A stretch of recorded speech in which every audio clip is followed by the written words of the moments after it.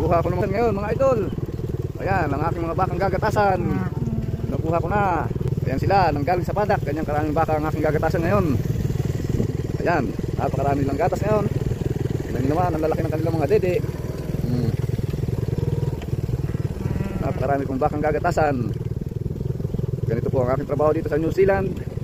Tunguhan ng napakaraming baka. Ang baka po na to ay nasa 600. First herd pa lang po ito.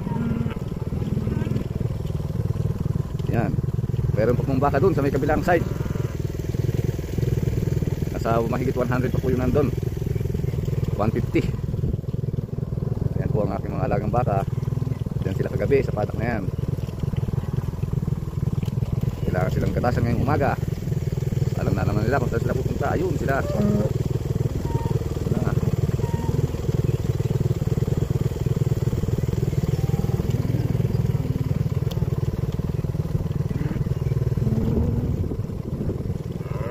At ito naman yung aking bike na ginagamit dito.